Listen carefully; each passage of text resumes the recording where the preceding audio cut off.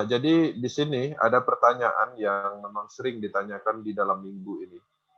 Nah, jadi ada rilis dari OJK, proses diblokir. Tolong bantu jelaskan seperti itu.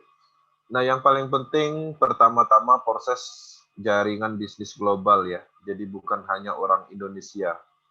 Nah, kedua, OJK tidak memiliki yurisdiksi diksi atas platform ini karena memang proses IO itu adalah bukan badan usaha atau badan pengumpulan dana dan sifatnya tidak terpusat.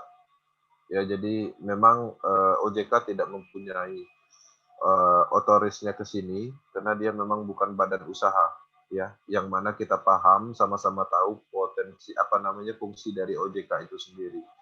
Nah, kemudian bukan ekuitas Indonesia. Jadi proses adalah sistem yang dihasilkan komputer yang digunakan oleh pengembang pada jaringan blockchain yang dijalankan oleh ribuan node di seluruh dunia. Nah, tujuan OJK bertugas mengawasi sektor korporasi di Indonesia. Ya, seperti itu. Jika Anda berkonsultasi dengan pengacara yang lebih objektif, tidak memihak, dan memiliki pemahaman tentang cara kerja blockchain, mereka akan memberitahu Anda hal yang persis sama. Jika Anda membaca akademi global dan paham blockchain, Anda pasti tidak khawatir karena salah satu alasan join proses aman dari siapapun termasuk kendali pemerintah. Nah, jadi memang ini menarik dan dengan adanya rilis seperti ini ya kita tetap nyaman, tenang gitu kan karena memang sesuai dengan program teknologi yang kita jalankan. Nah, jadi seperti itu. Kasus yang ada di OJK di Indonesia, rilis-rilis seperti itu ada yang lebih berat lagi itu di negara Filipina.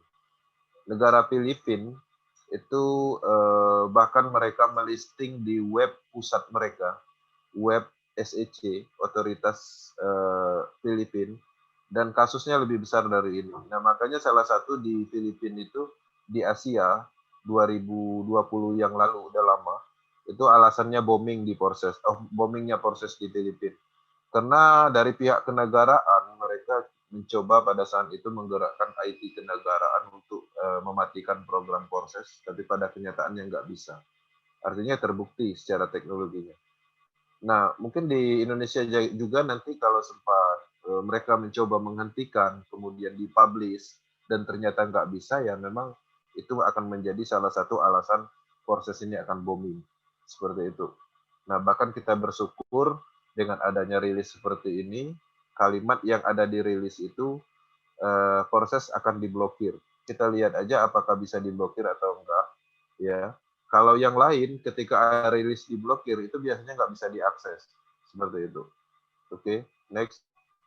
Kemudian apakah proses legal di negara saya, ya termasuk Indonesia?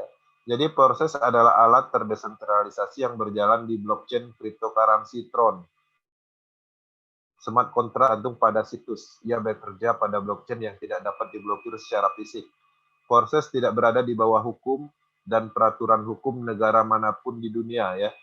Perlu digarisbawahi, itu tidak bisa ilegal kecuali itu akan dilakukan secara khusus untuk tujuan mencoba mendiskreditkan atau mengambil kendali secara manual. Ya, jadi kalau seandainya ingin dikendalikan memang harus diprogramkan dari awal ya, dikhususkan. Nah, jadi kalau seandainya dari awal memang udah dikhususkan tidak bisa dikendalikan, ya dia tidak bisa dikendalikan. Proses siap untuk terus berinteraksi dengan semua orang yang tertarik dengan komunitas proses. Proses memiliki prinsip kode dan semua ini ditujukan untuk pembangunan realisasi impian ribuan orang, membantu orang, transparansi, keamanan, dan desentralisasi. Proses hanya memiliki tujuan yang bagus, mengingat teknologi baru yang tidak tergantung pada pemerintah dan bank. Ya, jadi ini menarik salah satu alasan dan pemahaman kita join di proses.